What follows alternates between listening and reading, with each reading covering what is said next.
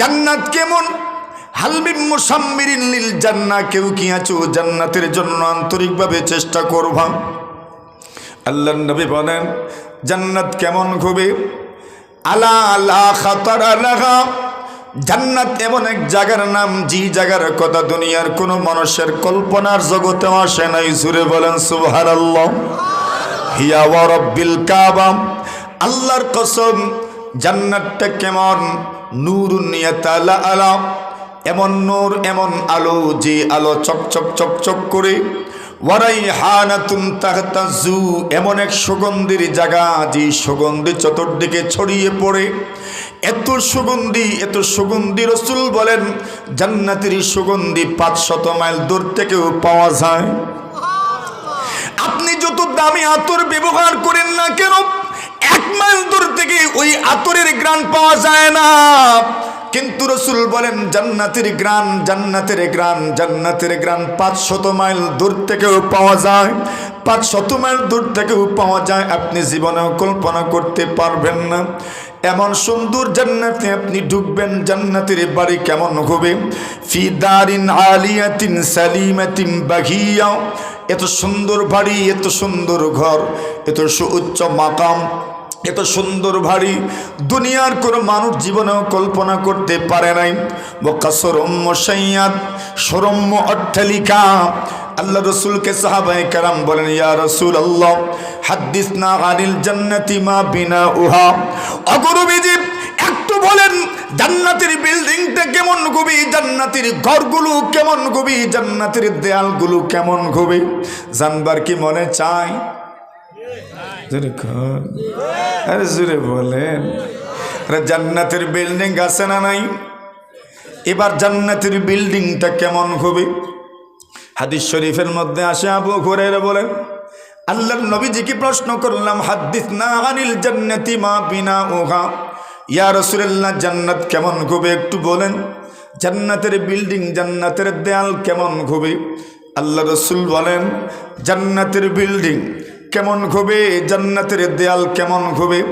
লাবিনাতু যাহাবিন ওয়া লাবিনাতু ফিদ্দাতিন, রাসূল বলেন একটা ইট সোনার আর একটা ইট রূপার। সুবহানাল্লাহ। বলেন জোরে, ঘুম আসছে জোরে সোরে সুবহানাল্লাহ। সোনার ইট আছে কাত কোনায়? সোনার ইট আছে। রাসূল বলেন জান্নাতের দেয়াল হবে, ইটের যে গাঁথুনি হবে, গাঁথুনিটা কেমন হবে? একটা ইট সোনার, একটা ইট রূপার। সুবহানাল্লাহ। দুইটা ইট তো এমনিতেই রাখা যায় না, দুইটা ইটের মধ্যখানে জোড়া দিতে হয়। জোড়া দেওয়ার জন্য কি ব্যবহার করি? সিমেন্ট আর বালু।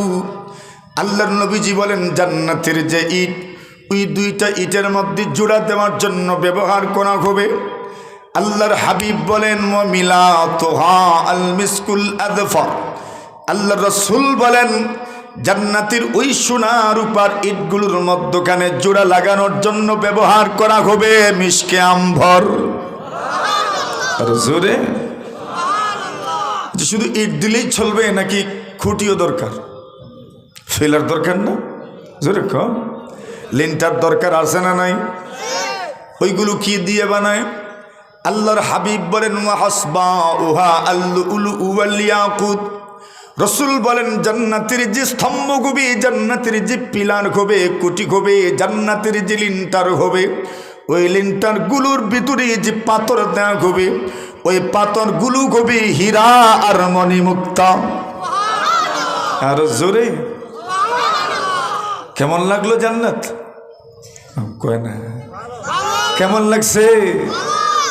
রাসূল আরেক হাদিসে বলে ইন্না ফিল জান্নাতি লাগুরাফা ইউরা যাহিরুহা মিন বাতিনিহা ওয়া বাতিনুহা মিন যাহিরিহা। আল্লাহ রাসূল বলে সাহাবীরা আমার, জান্নাতের মধ্যে এত সুন্দর সুন্দর বিল্ডিং আছে, এত সুন্দর সুন্দর রুম আছে, যে রুমগুলোর বাহির থেকে ভিতরে দেখা যায়, ভিতর থেকেও বাহির দেখা যায়। জোরে বলেন সুবহানাল্লাহ। এমন নয় যে দেয়াল ছাড়া গ্লাস লাগানো, না না, গ্লাস লাগানো নয়, ইটই আছে, তবে ইট একটা হলো সোনা আর একটা হলো রূপার। রাসূল বলেন ইন্না ফিল জান্নাতি লাগুরাফা ইউরা যাহিরুহা মিন বাতিনিহা ওয়া বাতিনুহা মিন যাহিরিহা। রাসূল বলেন জান্নাতের বিল্ডিংয়ের বাহির থেকে ভিতর দেখা যায়, ভিতর থেকেও বাহির দেখা যায়। এত সুন্দর কেন, এত সুন্দর কেন, এত সুন্দর কেন? রাসূলুল্লাহ সাল্লাল্লাহু আলাইহি ওয়াসাল্লাম বলেন জান্নাতের মধ্যে যে মাটি আছে সেখানেও মাটি নয়, মাটির পরিবর্তে আল্লাহ পাক মিশকে আম্বরের ব্যবস্থা করে দিবেন। এখন মোটামুটি বুঝে আসছেন এই জান্নাতের বিল্ডিং কেমন হইব? এখন এত সুন্দর বিল্ডিং, বাহির থেকে ভিতর দেখা যায়, ভিতর থেকে বাহির দেখা যায়। এত সুন্দর বিল্ডিংয়ে ফুড়া আর কালো চেহারা লইয়া ঢুকবেন কেমনে? কতক্ষণ না যেরকম ভালো জায়গায় যেতে হলে পোশাক টোশাক কি মানুষ ভালো লাগে না? মাতুন না আপনারা, জোরে বলেন। আরে ভালো জায়গায় যাবেন, সুন্দর একটা অনুষ্ঠানে যাবেন, পোশাকটাও তো সুন্দর হওয়ার দরকার। কথা বলেন ঠিক কিনা? মানুষ ক্রিম টিরিম লাগাইয়া যায়নি না না, যখন সুন্দর করে গোসল টোসল করে, আর গোসল টোসল করার পরে এরপরে ফারলে লোশন গায়ে দেয় আর মুখে একটু ক্রিমও লাগায় যাতে দেখতে সুন্দর লাগে। কেন যাচ্ছে যেথায় জায়গাটা তো আর অসুন্দর না, সুন্দর জায়গা। কথা বলেন ঠিক না? এত সুন্দর একটা জায়গায় ঢুকবেন, অথচ এদের চেহারা পুড়ে গেছে, কালো হয়ে গেছে। আল্লাহ রাসূল বলেন ওই পুরা চেহারাওয়ালাদেরকে তো জান্নাতে ঢোকার পারমিশন দেওয়া হবে না, কিন্তু জাহান্নামী তো জাহান্নামে জ্বলতে জ্বলতে পাপের প্রায়শ্চিত্ত হয়ে গেছে। এখন সময় এসেছে সামান্য ইমানের বরকতে জান্নাতে যাওয়ার। বুখারী শরীফের বর্ণনা, আল্লাহ রাসূল বলেন এদেরকে জাহান্নাম থেকে বের করি একটা পুকুরের মধ্যে এদেরকে গোসল করাবেন। আরে জোরে কান, গোসল টুসল শীতের দিন আসছে তো এই জন্য সুবহানাল্লাহ আসতে মনে হয়। শীতের দিন তো সবাই গোসলই করতে চায় না, ঠিক না? এই জন্য গোসলের কথা শোনার পরে সুবহানাল্লাহ আসতে কইছে। গরমের দিন হইলে জুপ্পুটি সুবহানাল্লাহ কইতো, ঠিক না? জোরে সুরে বলে সুবহানাল্লাহ। এখন গোসল হইতো। নদীটা কেমন? আল্লাহ রাসূল বলেন ফায়ুলকাউনা ফি নাগরিল হায়াত। আল্লাহ নবী বলেন জাহান্নামীদেরকে জাহান্নাম থেকে বের করে নাহরুল হায়ার মধ্যে ডুব দেওয়ানো হবে। বৃষ্টির নদীর মধ্যে ডুব দেওয়ানো হবে, বৃষ্টির নদীর মধ্যে ফেলে দেওয়া হবে। ওই নদীর নাম বৃষ্টির নদী, ওই নদীর নাম জীবনের নদী। ওই নদীতে যখন কেউ ডুব দিবি জীবন ফিরে পাবে, এই জন্য নদীকে জীবনের নদী বলা হয়। আল্লাহ নবী বলেন ওই নদীতে যখন ডুব দিবি, ডুব দেওয়ার পরে তাদের শরীরের কন্ডিশনটা, অবস্থাটা কেমন হবে, ডিসপ্লে কেমন হবে? আল্লাহ রাসূল বলেন ফায়ামবুতুনা কামা তামবুতুল হিব্বাতু ফি জানিবিস সাইল আলাম তারা আন্নাকা তাখরুজু সাফারা মুলতাবিয়া। আল্লাহ রাসূল বলেন এরম শোনো, জাহান্নাম থেকে বের হওয়ার পরে ওই নদীর মধ্যে যখন ডুব দিবে, ডুব দেওয়ার সঙ্গে সঙ্গেই তাদের চেহারাটা কেমন হবে? আল্লাহ রাসূল বলেন এত সুন্দর হবে, এত সুন্দর হবে, আসমানের তারকাগুলো যে পরিমাণ উজ্জ্বল, যেই পরিমাণ শুভ্র, যেই পরিমাণ সুন্দর। আল্লাহ রাসূল বলেন ডুব দিতে দেরি ওই মানুষগুলোর চেহারা আসমানের তারকাগুলোর চেয়েও বেশি সুন্দর হয়ে যাবে। এত সুন্দর চেহারা হবে। রাসূল একটা উদাহরণ দিয়েছেন, ওই উদাহরণটা আমি আপনাদের সামনে পেশ করতাম। তবে এই উদাহরণটা আমি যতটুকু বুঝবো এর চেয়ে বেশি বুঝবেন আপনারা। আমারে একটু সাথ দিয়েন আপনারা। সাথ চিনেননি আপনারা? সাথ বুঝেননি আপনারা? সহযোগিতা আমরা দেশে সাথ কয়, আপনার দেশে কিতা কয়? সহযোগিতা কয়। তো দেখছেন নি একটু বেশ কম আছে, মিলও আছে। বেশ কম থাকলেও বুঝছেন তো আপনারা? না বুঝছেন না? বুঝছেন। একটু সহযোগিতা করতে পারবেন? রসুল বলছেন আলাম তারা আন্নাহা তাখরুজু সাফরা মুলতাবিয়া, আল্লাহর রসুল বলছেন তুমি কি দেখো না গাছের বীজ, মনে করেন হঠাৎ করে বন্যা আসলো অথবা পানি ভেড়ে গেল, পানি যখন ভাড়ে তখন অনেক জায়গার জিনিস অনেক জায়গায় চলে আসে, পানি অনেক খড়কুঠা অনেক গাছের বীজগুলো ভাসিয়ে ভাসিয়ে নিয়ে যায়। রসুল বলছেন যখন পানির সাথে গাছের বীজগুলো বেশে বেশে আসে, অনেক সময় ওই যে দুই জমিদের মধ্যখানে একটা বর্ডার, ওটাকে কি বলে আপনাদের দেশে?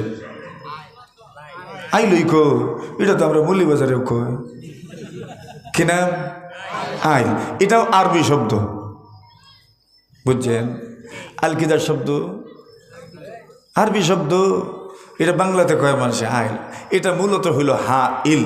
হা ইল শব্দের অর্থ হইল প্রতিবন্ধক, মানে বর্ডার।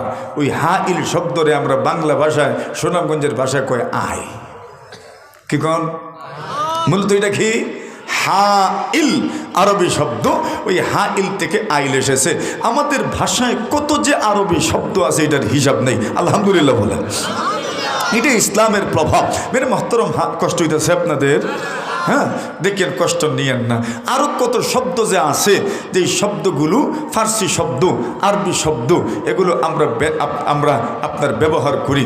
আমাদের দেশে যখন কেউ আপনার কি করবে না করবে, যখন আপনার উল্টাপাল্টা লাগে, তখন আমরা দেশে কয় বেড়া ছেঁড়া লাগছে। আপনার দেশে কয়নি? কি কয়? বেড়া ছেঁড়া কয়। আচ্ছা, বেড়া ছেঁড়া যে এই শব্দটা হলো ফার্সি শব্দ। কি শব্দ? ফার্সি শব্দ। বেরা মানে রাস্তা নাই, আর সেরা, সের অর্থ হলো তিন, রাহ অর্থ হলো রাস্তা।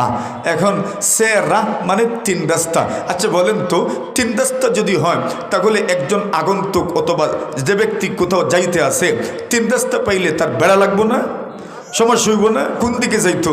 আর বেড়া রাস্তা না থাকলেও বিপদ যাইতো কোন দিকে, আর তিন রাস্তা হইলেও বিপদ যাইতো কোন দিকে? কথা বলেন ঠিক না বেঠিক? এই জন্য যখন কেউ আপনার কোনো কিছু করবে কি করবে না সিদ্ধান্ত নিতে পারে না, তখন মানুষ বলে বেড়া ছেঁড়া লাগছে। কিতে লাগছে? বেড়া ছেঁড়া লাগছে। দেখছেন নি, ওই যে আপনি গরু অথবা ছাগল আপনার জমিনে বাইন্দা রাখেন, তখন মাঝে মাঝে লাগেনি? কিতে লাগে? বেড়া ছেঁড়া লাগে। মানে কোনো রাস্তাই নেই, কয় রাস্তা যে বানাইছে একমাত্র আল্লাহই জানে, ঠিক না ঠিক? তাহলে কত শব্দ আছে যেগুলো আরবি শব্দ, ফার্সি শব্দ, উর্দু শব্দ আমরা ব্যবহার করি, এটা বুঝিও, বলেন আলহামদুলিল্লাহ। আচ্ছা, যে কথাটা বলছিলাম মনে আসেনি আপনাদের? ওই যে গাছের বীজ আইল যে আছে, আইল যে আছে, ওই আইলের পাশে দেখবেন মাঝে মধ্যে পানি নেমে যাওয়ার পরে হঠাৎ করে একটা গাছ গজায়, ওইটা হলুদ বর্ণ ধারণ করে সুন্দর পাতা দে, ঘন মুঠা পাতা দে। দেখছেন নি আপনারা? দেখেন নাই? খেয়াল করেন, জমিনের আইলের পাশে পানি নেমে যাওয়ার পরে দেখবেন হঠাৎ করে এখানে কোনো গাছ ছিল না, ঘাসও ছিল না, হঠাৎ করে দেখবেন কোনো আপনার এটার স্থায়িত্বও নাই, হঠাৎ করে দেখা যায় একটা পাতা গজাইছে, সুন্দর পাতা, হলুদ বর্ণ ধারণ করেছে, দেখতে খুব সুন্দর লাগে, অথচ ইতিপূর্বে এটার কোনো অস্তিত্বই ছিল না।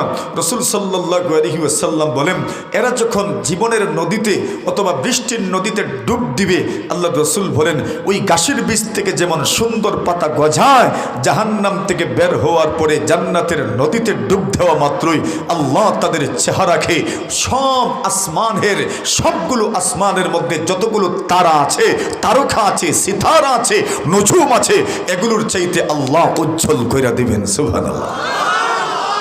তাহলে কি বুঝলাম? সামান্য ঈমান থাকলেও একদিন না একদিন জান্নাতে যাওয়ার সুযোগ আছে না নাই? হ্যাঁ, তাহলে ইমানের দাম আসেনি? ইমানের দাম আছে।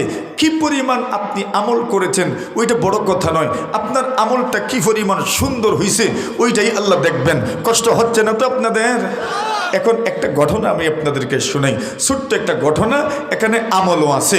রাসূলুল্লাহ সাল্লাল্লাহু আলাইহি ওয়াসাল্লাম, আল্লাহ নবীজি সাল্লাল্লাহু আলাইহি ওয়াসাল্লামের খেদমতে যে সমস্ত সাহাবায়ে কেরামরা উপস্থিত হতেন, ওনারা যে সকলেই যে সব কিছু থেকে মুক্ত হয়ে একদম পড়ে থাকতেন নবীজির খেদমতে, এমন নয়। এদের যে পেট ছিল না এমনও নয়, এদের যে বউ স্ত্রী ছিল না এমনও নয়, সন্তান ছিল না এমনও নয়, সন্তানও ছিল, স্ত্রীও ছিল, তাদেরও রুজি রোজগার করতে হইতো। ইনকাম করতে হইতো, তাদেরকেও ব্যবসা বাণিজ্য করতে হতো, তাদেরকেও ক্ষেত খামারে যাইতে হইতো, তাদেরকেও কৃষিকাজে যাওয়া লাগতো। এমন এক দুইজন ছিলেন যারা কৃষিকাজে যাইতেন না, যারা ব্যবসা বাণিজ্যের জন্য যাইতেন না। এর মধ্যে একজন হইলেন আবু হুরায়রা রাদিয়াল্লাহু তাআলা আনহু। ওনার ব্যবসা বাণিজ্যও নাই, ওনার কৃষিও নাই। সাহাবায়ে কেরাম বলতেন, তুমি এত হাদিস কেমনে বর্ণনা করো? উনি বলতেন, আরে মুহাজির সাহাবায়ে কেরাম যারা, এরা তো ব্যবসা বাণিজ্য করার জন্য বাজারে চলে যায়। আনসার যারা, এরা ক্ষেত কৃষি করার জন্য জমিনে চলে যায়। আমি তো, আমার ফেডও নাই, আমার কিচ্ছুই নাই, আমার স্ত্রীও নাই, আমার সন্তানও নাই, আমার একটা ফেড ওই মাত্র নবীর সামনে যা আসে এটা খাইলেই আমার হয়। এই জন্য আমি ব্যবসায়ও যাই না, বাজারেও যাই না, জমিনেও যাই না, নবীজির সামনে পড়ে থাকি। তোমরা যেখানে উপস্থিত থাকতে পারো না, আমি সেখানেও উপস্থিত থাকি। তোমরা যা মুখস্থ করতে পারো না, আমি সেটাও মুখস্থ করি। এজন্য তোমাদের চাইতে আমি নবীজির হাদিস বেশি মুখস্থ করেছি, বেশি বর্ণনা করেছি। তাহলে কি বোঝা গেল? তাদেরও ব্যবসা বাণিজ্য ছিল, তাদেরও ক্ষেত খামার ছিল, তাদেরও কৃষিকাজ ছিল। এজন্য প্রত্যেকেই যে সব দিন ওয়াজে যাইতে পারতেন এমন ছিল না। সব দিন কি আপনি আবার ওয়াজে আইতে পারবেন? এখানে যদি সব দিন ওয়াজের ব্যবস্থা করা হয়, পারবেন না সবাই আসতে? পারবেন না কেন? আপনার ব্যবসা বাণিজ্য আছে। তখন ওনারা করতেনটা কি? ওনারা করতেন, দুইজনের মধ্যে বন্ধুত্ব থাকতো। কি থাকতো? বন্ধুত্ব। এটা কেমনে বুঝাই? মনে করেন পাহারাদারি করবেন কয়েকজনে মিলিয়া, একদিন একজন, আরেকদিন আরেকজন, আরেকদিন আরেকজন। ওইটারে আপনার আর দেশে কিতা কয়? না না, পাহারাদারি। আপনার যেদিন দায়িত্ব আসলো ওই দিনটাকে আপনার আর দেশে কিতা কয়? বাড়ি কয়নি না ফালা কয়? যেরকম কিতা কয় আপনার দেশে? ফালা। যার জিম্মাদারি যেদিন আসে ওইটারে কিতা কয়? ফালা কয়। আজকে কার ফালা রে? কথা কন না, বলে অমুকের ফালা। আজকে কার পালা? বলে অমুকের পালা। আরে আগামীকাল কার পালা? বলে অমুকের পালা। আগামীকাল কার পালা? বলে অমুকের পালা। তো সাহাবায়ে কেরাম সকলে একসাথে গরু ছাগল নিয়ে মাঠে যেতেন না, ব্যবসা বাণিজ্য করার জন্য বাজারে যেতেন না, ক্ষেত খামারে চলে যেতেন না, বরং ওনারা দুই তিন জনের মধ্যে পালা ছিল। একদিন আমি নবীর খেদমতে থাকব, তুমি আমার উট ছাগল নিয়ে মাঠে যাবে, উট ছড়াবে, ঘাস খাওয়াবে, বাড়িতে নিয়ে আসবে। উটে যদি ঘাস না খায়, গরু যদি ঘাস না খায়, দুধ দিব? যেরকম তো সাহাবায়ে কেরামদের খাদ্য তো ছিল দুধ, ও দুধ পান করে পেট ভরতেন। সুবহানাল্লাহ। ছাগলের দুধ পান করে পেট ভরতেন। ছাগল ছিল তাদের মধ্যে বেশি। কেন? ছাগলের দুধের মধ্যে আল্লাহ তাআলা মজাও রাখছেন। এটা তৃষ্ণাও নিবারণ করে। আল্লাহ তাআলা ছাগলের দুধের মাধ্যমে পেটের ক্ষুধাও নিবারণ করেন। সুবহানাল্লাহ। ছাগল দেখতে যদিও ছোট দেখা যায়, কিন্তু এর ভিতরে কিতা আছে? ওই যে এক বেটা ল্যাম্পটা থাকে, মানুষে কইল রে এই বেটা খিজাত ফির। মানুষে কয় ফির মাল আছে তার ভিতরে। মানুষে কয় কি তার মাল আছে? যেটা লুকাইল থাকতো ইতেই দেখাই দিছে। কথা বলেন ঠিক না বেটি? যেটা লুকাইল থাকতো ইতেই দেখাই দিছে। তো মাল কি আছে তার কাছে গোপন, যেটা লুকাইল থাকতো ইতেই দেখাই দিছে। তো দেখেন ছাগলের মধ্যে আল্লাহ তাআলা এমন একটা কারিশমা রাখছেন, এর দুধ পান করবেন, মজাও লাগবো, পানির পিপাসাও নিবারণ হবে, দুধ পান করবেন, পেটের খিদাও মিটবো। এজন্যই রাসূল সাল্লাল্লাহু আলাইহি ওয়াসাল্লাম বলছেন, কিয়ামতের আগে যখন ফিতনার যুগ আসবে, তখন মানুষের সর্বোৎকৃষ্ট সম্পদ হবে তার বকরি, তার ছাগল। কেন? ওই ছাগলটা নিয়ে সে পাহাড়ের চূড়ায় চলে যাবে। এটা আপনার এত কিছু করতে হয় না, কুলে উঠাইও লইয়া যাওয়া যায়। ঠিক না ঠিক? কুলে উঠে লইয়া যাওয়া যায়। এটারে গাছ খাইটাও ঘামানি লাগে না, সে তার হেঁটে হেঁটে ফেট ভরতে পারে। এই সুযোগ আছে না নাই? সুতরাং খরচ কম, সাজা কম, তবে একটা আছে, ছাতায় বেশি। যেরকম যে কোনো মানুষের জমিনে গিয়ে মুখ দেয়, আরে আসেনি? কত আছে, কত মানুষ ছাগলের কারণে গাইল খাইতে খাইতে জীবনটাই শেষ। কথা বলেন ঠিক না বেঠিক? এখন রাসূলুল্লাহ সাল্লাল্লাহু আলাইহি ওয়াসাল্লামের সাহাবী আবু হুরায়রা রাদিয়াল্লাহু তাআলা আনহু বলেন, আমরা এরকমই করতেন সাহাবায়ে কেরাম। কিন্তু আমি পড়ে থাকতাম রাসূল সাল্লাল্লাহু আলাইহি ওয়াসাল্লামের খেদমতে। ওমর রাদিয়াল্লাহু তাআলা আনহু বলেন, আমারও একজনের সাথে পালা ছিল। উনি একদিন নবীর খেদমতে বসতেন, একদিন আমি বসতাম। সুবহানাল্লাহ। আল্লাহর নবীর সাহাবী ওমর বলেন, একদিন আমি নবীর খেদমতে বসে আছি, আল্লাহর রাসূল সাল্লাল্লাহু আলাইহি ওয়াসাল্লাম ওয়াজ করেছেন, নবীজি কথা বলছেন, তিনি আলোচনা করছেন, তিনি কথা বলছেন। কথা বলার একটা পর্যায়ে রাসূল বলেন, মান তাওয়াজ্জা ফা আহসানাল wudu'a, কেউ যদি সুন্দর করে ওযু পড়ে আর যদি ওযুর পড়ে আশহাদু আল্লা ইলাহা ইল্লাল্লাহ ওয়া আশহাদু আন্না মুহাম্মাদার রাসূলুল্লাহ, মুখস্থ আসেনি? পড়েন আমার সাথে, আশহাদু আল্লা ইলাহা ইল্লাল্লাহ ওয়া আশহাদু আন্না মুহাম্মাদার রাসূলুল্লাহ। রাসূল বলছেন উজুর পরে যদি কেউ পড়ে, উজুর পড়ে কাজকুনার মানুষ নামাজ পড়েন, অজু তো পড়েন, আমার মা বোনেরা বাড়িতে নামাজ পড়েন, উজু পড়েন, বাজারে যখন নামাজ পড়েন আপনি বাজারে উজু পড়েন, যেখানেই নামাজ পড়বেন আপনি উজু পড়বেন। আল্লাহ রাসূল বলেন কেউ যদি উজুর পড়ে আশহাদু আল্লা ইলাহা ইল্লাল্লাহ ওয়া আশহাদু আন্না মুহাম্মাদার রাসূলুল্লাহ পড়তে পারে, আল্লাহ রাসূল বলেন তার জন্য জান্নাতের 8টা দরজা খুলে দেওয়া হয়। আর জোরে জান্নাতই তো কয়টা লাগছে গন্ডগুলো কয়টা? লাহা সাবাতু আবওয়াব লিকুল্লি বাবিম মিনহুম জুজউম মাকসুম। আল্লাহ বলেন জাহান্নাম 7টা স্তর আছে, ওয়া ইন্না জাহান্নামা লামাউইদুকুম আজমাইন। আল্লাহ বলেন জাহান্নামের তাদেরকে ওয়াদা দেওয়া হয়েছে জাহান্নামে প্রবেশ করবা। লাহা সাবাতু আবওয়াব, জাহান্নামের স্তরগুলো 7টি। আল্লাহর গুসা বেশি না দয়া বেশি? ওইটাই তো পুরার একবারে কনফার্ম আছেন কোনটা বেশি? আল্লাহর দয়া বেশি।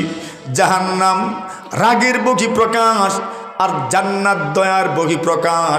সুতরাং জাহান্নাম যদি 7টা হয় তো জান্নাত কয়টা হইতো? সেরকম 8টা হইতো, একটা তো বেশি হওয়া দরকার। কেন? আল্লাহ তাআলা জান্নাত হচ্ছে আল্লাহর দয়ার নিদর্শন, দয়ার বহিঃপ্রকাশ। নতুবা জান্নাত 8টার প্রয়োজন নাই। আল্লাহ রাসূল সাল্লাল্লাহু আলাইহি ওয়াসাল্লাম বলেন ইন্না ফিল জান্নাতি লামিআত দারজা। রাসূল বলেন জান্নাতের মধ্যে 100টা স্তর আছে। সুবহানাল্লাহ বলেন কয়টা স্তর? 100টা স্তর আছে। আল্লাহ রাসূল সাল্লাল্লাহু আলাইহি ওয়াসাল্লাম বলেন লাউ আন্নাল আলামিনা ইজতামাউ ফি ইহদাকুন্না লাওয়াসিআতহুম। রাসূল বলেন পুরা দুনিয়ার সমস্ত মানব দানব যদি জান্নাতের একটা স্তরে গিয়ে বীর্যমান, আল্লাহ রাসূল বলেন জান্নাতের একটা স্তর সবার সংকুলান করতে পারবে, একজনও জান্নাতের একটা স্তরের বাহিরেও যাবে না। জোরে বলেন সুবহানাল্লাহ।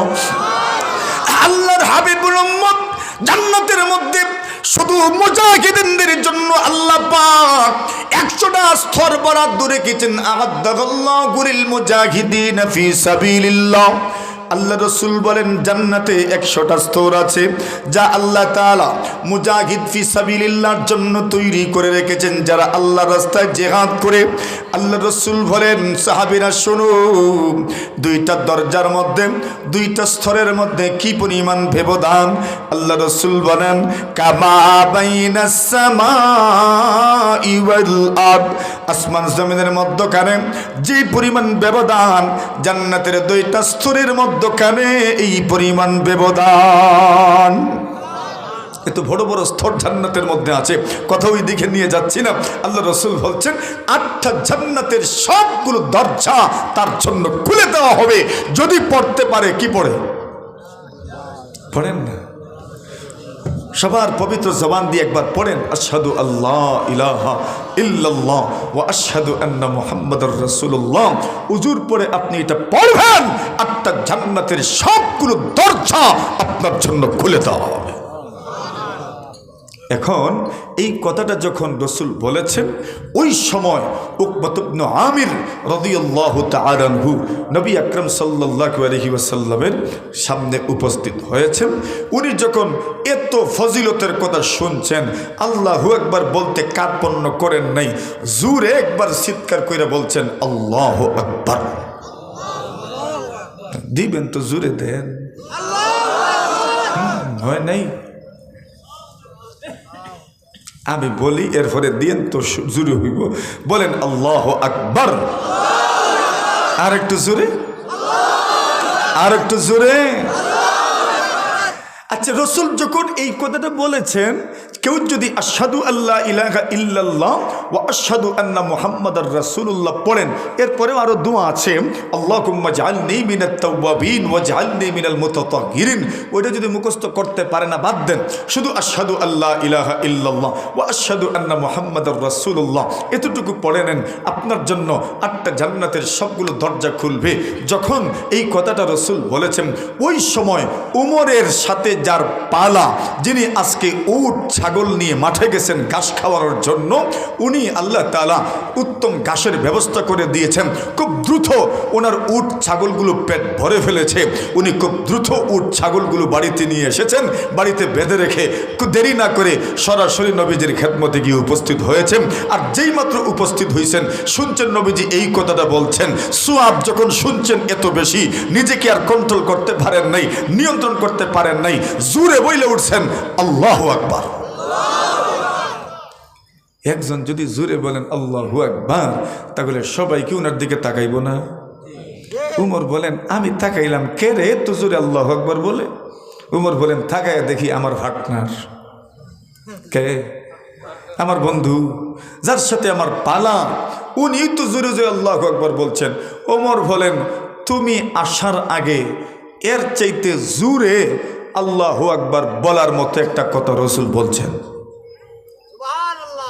বুঝতে পারি নাই মনে হয়। তুমি আসার পূর্বে এর চেয়ে জোরে উচ্চ স্বরে আল্লাহু আকবার বলার মতো আরেকটা কথা রসুল বলেছেন। উনি বলেন, কি বলছেন?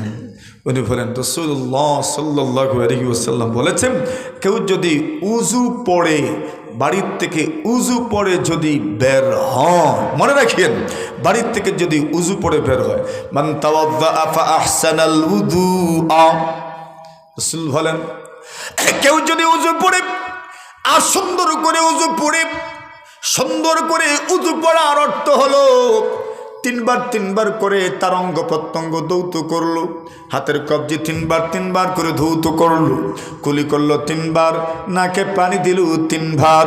কেমনে নাকে পানি দিতে হয়, কুলি করতে হয় কেমনে? 2টা হাত দ্বারা পানি উঠাবেন, 3 বার কুলি করবেন, এরপরে 2 হাত দ্বারা পানি উঠাবেন, নাকি পানি দিবেন। এই হলো 3 বার 6 ভাগ। প্রথমে 3 বার করে হাতের কবজি পর্যন্ত ধৌত করবেন, এরপরে কুলি করবেন, এরপরে নাকি পানি দিবেন, এরপরে সারা উযু আমি কইতাম, এরপরে বলেন মাশাআল্লাহ জি, এরপরে আরে প্রথমে হাতের কবজি পর্যন্ত ধৌত করলেন 3 বার, এরপরে কুলি করলেন 3 বার, এরপরে নাকে পানি দিলেন 3 বার, এরপরে মুখমণ্ডল ধৌত করলেন 3 বার। আল্লাহ রসুল বলেন, এরপরে তুমি হাতের কনুই পর্যন্ত ধৌত করবা 3 বার, এরপর মাথা মাসা করবা 1 বার। রসুল সাল্লাল্লাহু আলাইহি ওয়াসাল্লাম বলেন, আল্লাহ জানায়া দিয়েছেন, এরপরে 2 পাও 3 বার করে ধৌত করবেন। এটা হলো পরিপূর্ণ উযু, পরিপূর্ণ উযু, সুন্দর উযু। আল্লাহ রসুল বলেন, কেউ যদি উযু পড়ে আর সুন্দর উযু পড়ে ঘর থেকে বের হন, সুন্দর উযু কার নাম বুঝছেন নি? প্রত্যেকটা অঙ্গ প্রত্যঙ্গ 3 বার করে ধৌত করা এবং শুরু থেকে শেষ পর্যন্ত সুন্নত মতো আমল করা, এটার নাম সুন্দর উযু। এর অর্থ হলো, আপনি যদি আপনার কাছে পানির স্বল্পতা থাকে অথবা পানি ব্যবহার করা যদি আপনার জন্য কঠিন হয়, তাহলে অসুবিধা নাই, আপনি শুধু ফরজগুলো আদায় করবেন, মুখমণ্ডল ধৌত করবেন, হাতের কনুই পর্যন্ত ধৌত করবেন, আপনি মাথা মাসা করবেন, পা ধৌত করবেন, বস আপনার উযু হয়ে যাবে। 3 বার জরুরি নয়, আপনি যদি চান তাহলে একবার দৌত করতে পারেন, দুইবারও দৌত করতে পারেন। ওয়াবায়্যানা নবী সাল্লাল্লাহু আলাইহি ওয়াসাল্লাম আন্না ফারদাল ওযুই মাররাতান ওয়া তাওয়াদ্দা মাররাতাইন ওয়া তাওয়াদ্দা সালাসান। আল্লাহ রাসূল সাল্লাল্লাহু আলাইহি ওয়াসাল্লাম একবারও দৌত করেছেন, দুইবারও দৌত করেছেন, তিনবারও দৌত করেছেন। যদি পানির স্বল্পতা থাকে, পানি কম, 1 লিটার পানি আছে মাত্র, অথবা আধা লিটার পানি আছে মাত্র, এর চাইতে বেশি পানি আপনার কাছে নাই, কিন্তু আপনার জন্য উযু পড়তে হবে। কেমনে পড়বেন? কোনো মতে ফরজটা আদায় করে নেন, 3 বার না হইলেও 2 বার করে দৌত করে নেন। 2 বারও যদি হয় না, 1 বার করে দৌত করে নেন। এরপরও যদি উযুটা হয়ে যায়, রাসূল সাল্লাল্লাহু আলাইহি ওয়াসাল্লাম বলেন, সুন্দর করে উযু পড়ল, সুন্দর করে উযু পড়ে ঘর থেকে বের হলো। আল্লাহ রাসূল বলেন, সুম্মা যাহাবা ইলাল মসজিদি, মসজিদের দিকে রওনা হলো। খারাজা ইলাল মসজিদে, মসজিদের দিকে বের হলো। লা ইখরিজুহু ইল্লাস সালাম, একমাত্র নামাজের জন্যই বের হয়েছে। আল্লাহ রাসূল বলেন, প্রতিটি কদমে কদমে সওয়াব তো আছে, ওটা তো আপনাদের জানা আছে। প্রতিটি কদমে কদমে গুনাহ মাফ আছে, এটাও আপনাদের জানা আছে। আমি নতুন করে ওয়াজ করে আপনাদেরকে বোঝানো লাগবো না, ওইটা আপনাদের জানা আছে। অতঃপর রাসূল বলেন, সুন্দর করে উযু পড়ে যখন ঘর থেকে বের হইয়াম আল্লাহর ঘর মসজিদে ঢুকবি, আর আল্লাহর ঘর মসজিদে ঢোকার পরে কোনো কথা বলবে না, কারোর সঙ্গে কোনো কথা নাই, কারোর সঙ্গে কোনো বার্তা নাই। ফোন করে মসজিদে ঢুকলো না। আল্লাহর বান্দা ফোন আসার পরেও কেটে দিল, গুরুত্বপূর্ণ ফোন নয়, কেটে দিয়েছে। আল্লাহর বান্দা কোনো কথা না বলে মসজিদে প্রবেশ করলাম, আর মসজিদে প্রবেশ করে কোনো কথা না বলে, না বসে দাঁড়ানো অবস্থায় সরাসরি 2 রাকাত নামাজে দাঁড়ায় গেল। ওই 2 রাকাত নামাজের নাম হলো তাহিয়াতুল মসজিদ, আর তাহিয়াতু রাব্বিল মসজিদ, মসজিদের রবকে সালাম জানানো, মসজিদের রবকে জানানো, আল্লাহ আমি এসেছি। আপনি যখন মসজিদের রবকে সালাম জানাবেন, অভিবাদন জানাবেন, আল্লাহ রাসূল বলেন, উম্মত তুমি যখন 2 রাকাত নামাজ আদায় করবা, মধ্যখানে কোনো কথা নেই, বার্তা নাই, কোনো কথা বলো না, আল্লাহর সামনে 2 রাকাত নামাজে দাঁড়ায় গেছো। আল্লাহ রাসূল সাল্লাল্লাহু আলাইহি ওয়াসাল্লাম বলেন, তোমার ওই 2 রাকাত নামাজের মাধ্যমে কি হবে জানো নি? আল্লাহ রাব্বুল আলামিন তোমার অতীত জীবনের সবগুলো গুনাহ মাফ করে দিবেন। মাত্র 2 রাকাত নামাজ পড়বেন, অতীত জীবনের সব গুনাহ আল্লাহ মাফ করে দিবেন। এখন উকবাত ইবনে আমির আবার বলছেন, আল্লাহু আকবার। আরো জোরে বলেন। আরে আমল তো দেখতে বড় নয়, দেখতে তো ছোট, করতেও তেমন কষ্ট নয়, কিন্তু ওই আমলটা যদি করতে পারেন তাহলে জান্নাতের সবগুলো দরজা আপনার জন্য খুলে দেওয়া হয়। সুবহানাল্লাহ। এর মহতরম হাজিরিনে কেরাম, এইবার আসেন, এমন আমল করার দরকার আসেনি? জোরে জোরে জোরে বলেন, জোরে বলেন। আর একটা ঘটনা কইতাম নি আমি আপনারা, কইতাম। ঘুমটুম ধরছে না? ধরে না? ধরলে তো কত ভালো ছিল, কত সহজে আমি ছুটি লইয়া যাইতে পারতাম আপনাদের কাছ থেকে। ধরছে নি ঘুমে? আবার জিগাই আপনারা রে, দেখেন ফোনের বিবেচনা করেন, ধরে নাই?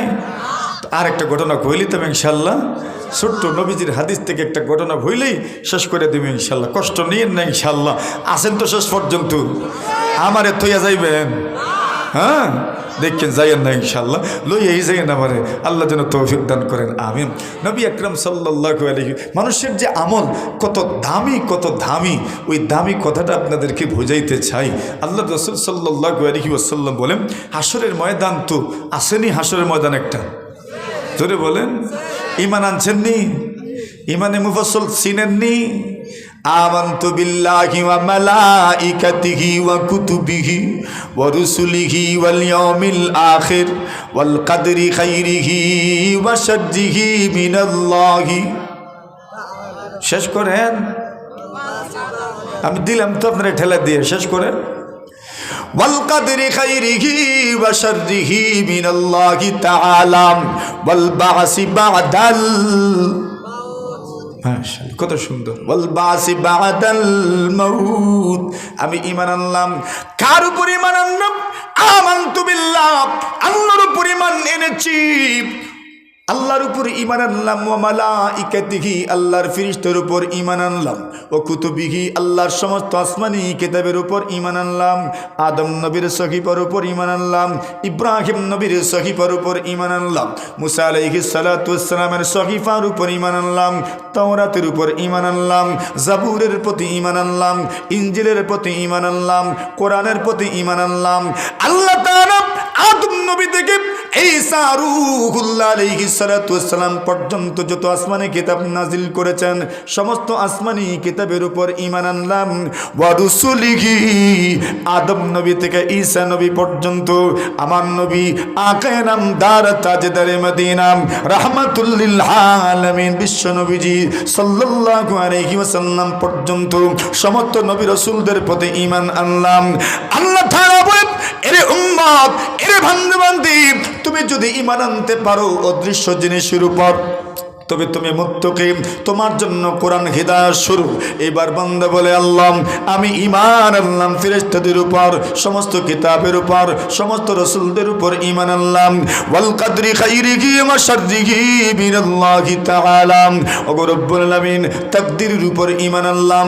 ভালো মন্দ যা হয় কার পক্ষ থেকে হয়? মালদার আওয়াজটা বড় আসতে দিয়েছেন যে, ভালো মন্দ যা হয় কার পক্ষ থেকে? আর একটু জবান খুলে বলেন, কার পক্ষ থেকে? আমার জীবনে যা ভালো হয় আল্লাহর পক্ষ থেকে হয়। যা কিছু আমার নসিবে আছে তাই হবে। আপনি যতই হাত পানারেন না কেন আপনি কিছুই করতে পারবেন না। এই দুনিয়াতে কত মানুষ আছে একদম বোকা, একদম বোকা। আল্লাহ তাআলা তাকে সম্পদ দিতে কম দেন নাই, কিন্তু কত জ্ঞানী মানুষ আছে ওই বোকা মানুষটার মতো সম্পদশালীও হতে পারে নাই। এই দুনিয়াতে কত মানুষ আছে প্রতিবন্ধী, কিন্তু যার দুইটা পা আছে, হাত আছে, পূর্ণ ক্ষমতা শক্তি আছে, এরপরেও প্রতিবন্ধী মানুষটার সঙ্গে এসে পেরে উঠে না। জুড়ে বলেন ঠিক কিনা? কেন? যা হয় কার পক্ষ থেকে হয়? ওয়াল কদরি খাইরিহি ওয়া শাররিহি মিনাল্লাহি তাআলা ওয়াল বা'সি বা'দাল মাউত, কিয়ামতের ময়দান আছে, মরণের পরে আবার কবর থেকে উঠতে হবে। ওই কথা আমরা বিশ্বাস করে কবর থেকে যে উঠবেন কোন দিকে যাবেন? আল্লাহ তাআলা বলেন, ইয়াউমা ইয়াখরুজুনা মিনাল আজদাসি সিরাআম কাআন্নাহুম ইলা নুসবি ইউফিদুন খাশিআতান আবসারুহুম তারহাকুহুম যিল্লাম যালিকাল ইয়াউমুল্লাযী কানু ইউআদুন। আল্লাহ বলেন, ওই দিন আপনি পশ্চিম দিকে দৌড়াতে থাকবেন, সিরিয়ার দিকে হাসরের ময়দান হবে, সিরিয়া কেন্দ্রিক হাসরের ময়দান হবে। ওই সিরিয়া থেকে হাসরের ময়দানটা বড় হতে থাকবে, এত বড় হবে, এত বড় হবে। আল্লাহ পরবর্তীকালে আলম বিচারের জন্য আসবেন। বিচার যখন শুরু হবে, সবাই দণ্ডায়মান, একজন মানুষ অনুপস্থিত নাই, সবাই উপস্থিত। ইয়াউমা ইদিন তুরাদুনা লা তাখফা মিনকুম খাফিয়া। আল্লাহ বলেন, ওগো নবীজি উম্মতদেরকে জানায়া দিবাম, ওই দিন কেউ আমার থেকে গোপন থাকতে পারবে না, প্রত্যেকেই আমার সামনে হাজির হতে হবে, উপস্থিত হতে হবে। ওগো নবীজি, এই দুনিয়াতে কত আসামি আত্মগোপনে যেতে পারেন, কত আসামি আত্মগোপনে থাকতে পারেন, পুলিশ তাকে খুঁজেও বের করতে পারে না। কিন্তু কিয়ামতের ময়দান কোনো কিছুই থাকবে না, বন জঙ্গল থাকবে না, খালবিল নদ নদী থাকবে না। আল্লাহর নবী বলেন, ইহশারুন নাসু ইয়াউমাল কিয়ামাতি আলা আরদিম বাইদা আফরা, লাল এবং সাদা মিশ্রিত এমন একটা ময়দান হবে, ওই ময়দানে কোনো উঁচা নিচা নাই, কোনো বাঁকা তেড়া নাই। লা ইওয়াজা ফিহা ওয়ালা আমতা। আল্লাহ বলেন, ওই জায়গার কিয়ামতের ময়দান একটুও বক্র হবে না, একটু উঁচা নিচাও হবে না। আল্লাহ নবী বলেন, কাকুরসাতিন নাকি লাইসা ফিহা আলামুন লিআহার। আল্লাহ নবী বলেন, রুটির মতো হবে, রুটির মতো হবে, লাইসা ফিহা আলামুন লিআহার। দুনিয়ার কোনো মানুষের কোনো চিহ্ন থাকবে না, ঘরের চিহ্ন থাকবে না, বাড়ির চিহ্ন থাকবে না, স্কুলের চিহ্ন থাকবে না, মাদ্রাসার চিহ্ন থাকবে না, মসজিদের চিহ্ন থাকবে না, দোকানের কোনো চিহ্ন থাকবে না। একদম সাদা ময়দানে রূপান্তর হয়ে যাবে। ওই ময়দানে কেউ আত্মগোপন করতে পারবেন না। আল্লাহ তাআলাকে ফাঁকি দেওয়ার কোনো সুযোগ নাই। এমন একটা কঠিন পরিস্থিতির সম্মুখীন হবেন। আল্লাহ রাব্বুল আলামিন বলেন, ওগো নবীজি, ওই দিন তো আমার সামনে সকলকে আসতে হবে। সেই দিন রাসূল বলেন, সভায় উপস্থিত এমন সময় আল্লাহ পরমার্দিগারে আলম আমার উম্মতের মধ্য থেকে একজনকে আল্লাহ আলাদা করে দিবেন। ইন্নাল্লাহা সায়ুখাল্লিসু রাজুলাম মিন উম্মতি ইয়াওমাল কিয়ামাহ আলা রুউসিল খালাইক। আল্লাহর নবী বলেন, কিয়ামতের ময়দান কায়েম হয়েছে। এমন সময় কেউ নড়ে না, ছড়ে না, মাথা উঠানোর কোনো সুযোগ নাই। সবাই মাথা নিচু করে আছে, কোনো আওয়াজ নাই, কোনো আওয়াজ নাই, কোনো আওয়াজ নাই। ওয়া খাশাতিল আসওয়াতু লিররহমান। আল্লাহ বলেন, কোনো মানুষ কোনো আওয়াজ করতে পারবে না, কোনো মাখলুক কোনো আওয়াজ করতে পারবে না, একমাত্র আল্লাহর আওয়াজ ছাড়া আর কোনো আওয়াজ থাকবে না। আল্লাহ রাসূল বলেন, ওই দিন আল্লাহ পরমার্দিগারে আলম আমার উম্মতের মধ্য থেকে একজনকে আলাদা করে দিবেন।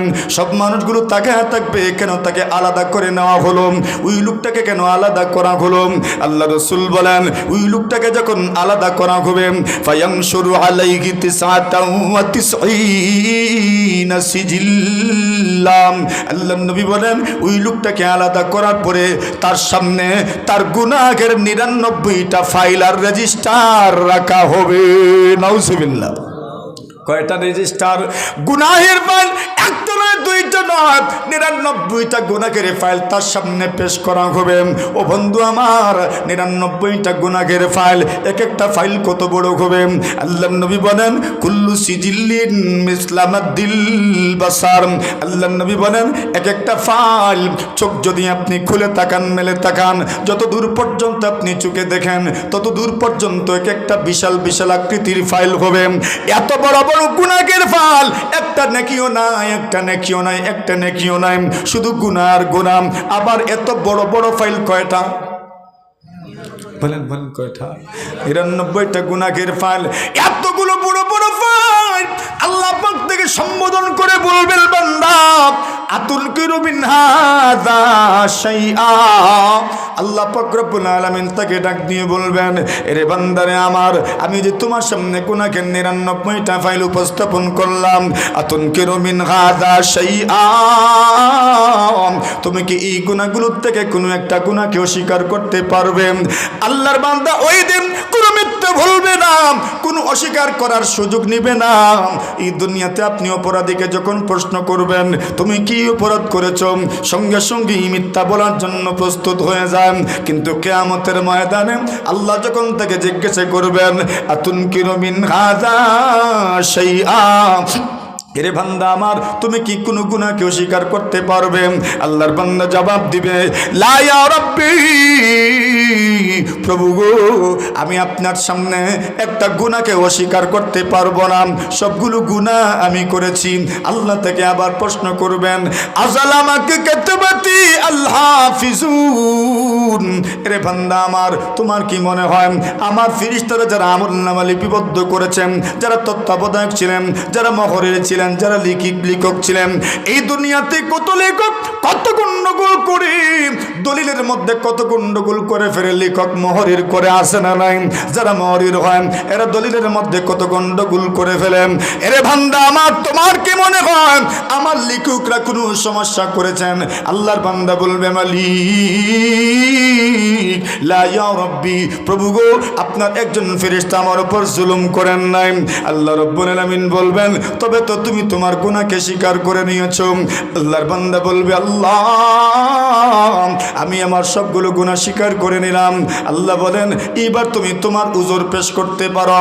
আল্লাহ কা হুজুরুন, তোমার কি কোনো উযর আছে? তোমার কি কোনো উযর আছে? তোমার কি কোনো বক্তব্য আছে? আল্লাহর বান্দা বলে, মালিক, আমার কোনো বক্তব্য নাই।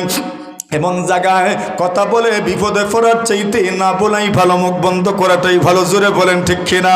বলবেন তো কি বলবেন? কোনো জবাব তো আপনার কাছে নাই। কি জবাব দিবেন আপনি? গুনাহ স্বীকার করে নেওয়ার চাইতে এর চাইতে বড় বুদ্ধিমানের কাজ আর হইতে পারে না।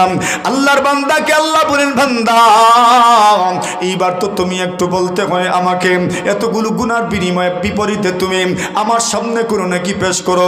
আল্লাহর বান্দা বলে, মালিক, মালিক আমার কোনো নেকি নাই, আমার কোনো নেকি নাই, আর এতগুলো গুনাহের সামনে আমি কি নেকি বা পেশ করব, জি নেকির বিনিময়ে আপনি আমার জন্য কোনো ফয়সালা করবেন।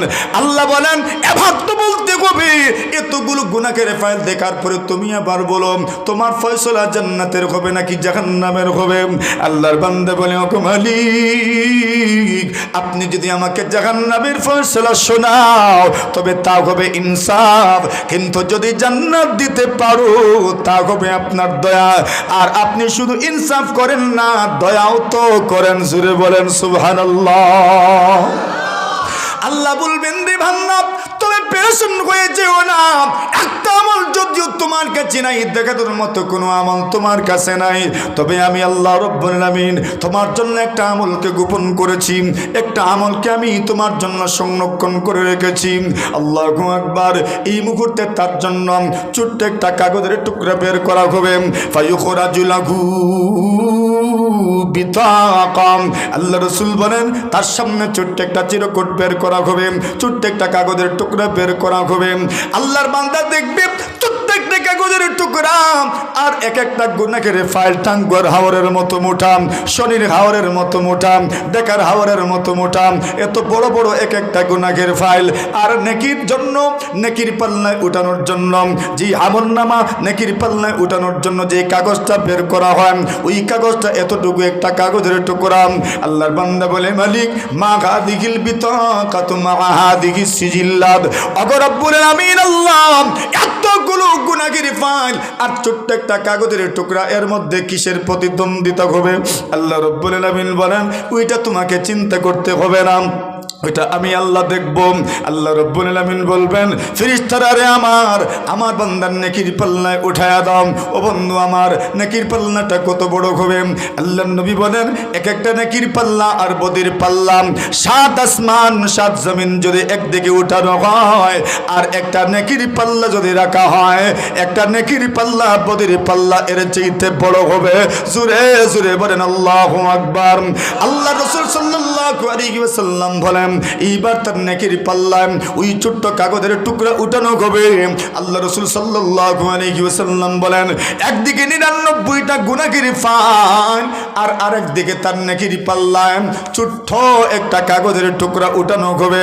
কি দেখা যায়, কি দেখা যায়? আল্লাহ রাসূল বলেন ছোট্ট কাগজের টুকরার কারণে 99টা গুনাহের রেজিস্টারের পাল্লা ছোট্ট কাগজের টুকরার সামনে পাতলা হয়ে যাবে, আর ছোট্ট কাগজের টুকরার ভারে নেকির পাল্লা ভারী হয়ে যাবে। এখন যখন তার নেকির পাল্লা ভারী হয়ে যাবে সুবহানাল্লাহি ওয়া বিহামদিহি, আল্লাহর বান্দা বলবে কেমনে কি? এই কাগজের ভিতরে কি লেখা ছিল? আল্লাহু আকবার। খুলে দেখা যায় এই কাগজের ভিতরে লেখা আশহাদু আল্লাহ ইলাহা ইল্লাল্লাহ। পড়েন আশহাদু আল্লাহ ইলাহা ইল্লাল্লাহ ওয়া আশহাদু আন্না মুহাম্মাদার রাসূলুল্লাহ। দাউদ আলাইহিস সালাতু ওয়াস সালাম বলেন আল্লাহ এত বড় যদি পাল্লাম, এত বড় বড় পাল্লা আপনার বান্দা বান্দিরা কেমনে ওজন, কেমনে ভরবে, কেমনে পূর্ণ করবে? আল্লাহ রাসূলকে আল্লাহ জানায়া দেন ওগো নবীজি আমার কোন বান্দা বান্দি যদি আমাকে রাজি আর খুশি করতে পারে আর সামান্য যদি আমল করে, একটা খুরমা একটা খেজুর যদি আল্লাহ রাস্তায় দান করে, একটা খেজুর দান করার ওসিলা করে আমি আল্লাহ 7 আসমান 7 জমিনের চাইতে বড় নেকির পাল্লা আমি আমল দিয়ে ভরে দিব। জোরে বলেন না সুবহানাল্লাহ। তাহলে বোঝা গেল বান্দা যদি সামান্য আমল করে এর প্রতিদান আছে না নাই? সব কম না বেশি? আপনি রাস্তা দিয়ে যাচ্ছেন, একটা মানুষ বিপদে পড়ছে, রাস্তা দিয়ে হাঁটছে, আপনিও হাঁটতেছেন, আপনি দেখতেছেন আপনি একটু সাইড নিতে পারবেন, আপনি বিনয়ী হইয়া একটু সাইড নিলেন, তাকে যাওয়ার সুব্যবস্থা করে দিলেন, আল্লাহ আপনার আমল নামে সৎকার সওয়াব লিখবেন। পারবেন না এগুলো করতে? হ্যাঁ, রাস্তা দিয়ে যখন মহিলারা হেঁটে হেঁটে যান, নিজে একটু সুন্দর করে সাইড দিয়ে এদেরকে সসম্মানে যাওয়ার ব্যবস্থা করে দিতে পারবেন না ইনশাআল্লাহ? বলেন বলেন। মুরব্বীরা যখন রাস্তা দিয়ে হাঁটবেন তখন আমরা যারা যুবক আছি আমরা মুরব্বীদেরকে রেসপেক্ট করে সম্মান দিয়ে আমরা একটু সাইড নিব, মুরব্বীরা যাতে সুন্দর করে যাইতে পারেন ব্যবস্থা করতে পারবেন না ইনশাআল্লাহ। আপনার কাছে মনে হবে এই আমল তো ছোটো না, এই আমল এত ওজনদার হবে, আপনার নেকির পাল্লা ভারী হয়ে যাবে ইনশাআল্লাহ, ঠিক না? এই জন্য ছোটরা বড়দেরকে ইজ্জত করবো, পারবেন না ইনশাআল্লাহ? উঠিয়েন না কেউ, আগে আমাকে আপনারা ওয়াদা দিয়েছেন আমারে লইয়া যাইবেন, মনে আসেনি আপনারা? সবার মনে আসেনি? আমি এত খুশি হয়েছি প্রথম থেকে আপনারা শেষ পর্যন্ত তো ধৈর্যের সাথে আন্তরিকতার সাথে বসে আছেন। আপনাদের এই মসজিদের উজুখানার কাজ বাকি আছে, এই উজুখানার কাজটা কমপ্লিট হওয়ার জন্য আমরা দেখেছি, আগে শুনেছি কেউ যদি উজু পড়ে আল্লাহ রাসূল সাল্লাল্লাহু আলাইহি ওয়াসাল্লাম বলছেন আপনি যখন